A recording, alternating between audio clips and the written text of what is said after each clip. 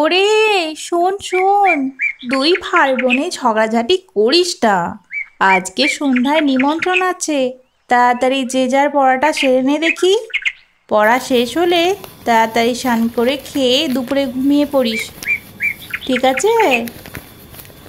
এই যে শোনাই, সব কয়েক বেল মাখাটা তুমি নিজে নিজে খেয়ে নিও না, দাদাকেও একটু দিও। ঠিক আছে মা। না না, ওর হাতে চটকানো খাবার আমি খাবো না। ও হাত ধরে না ভালো এই করে তো মা। তোরা আবার শুরু করলি। যা, দাদাকে গিয়ে একটু দিয়ে আয়। এই পায়েসটুকু হলেই আমার রান্না বান্না শেষ।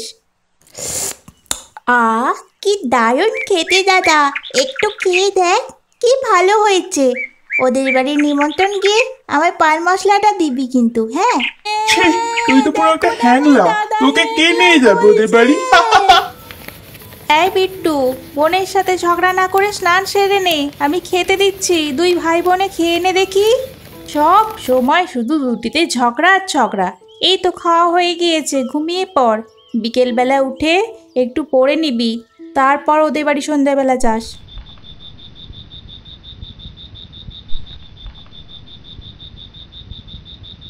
শোনাই, ওদের বাড়ি গিয়ে কিন্তু খেয়ে নেবে।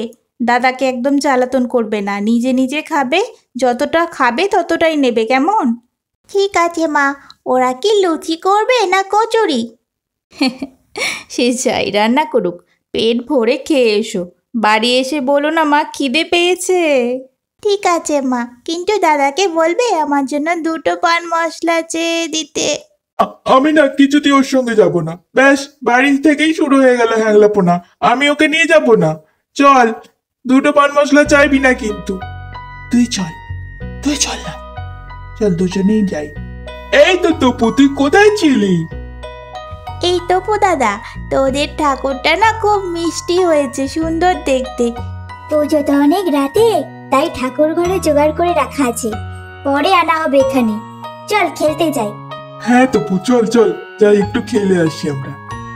এই তপু দাদা, তুই না বিসর্জনের সময় দুটো ময়ূরের পালক রেখে দিবি আমার জন্য। ঠিক আছে, রেখে দেবো, কিন্তু কাউকে বলিস না।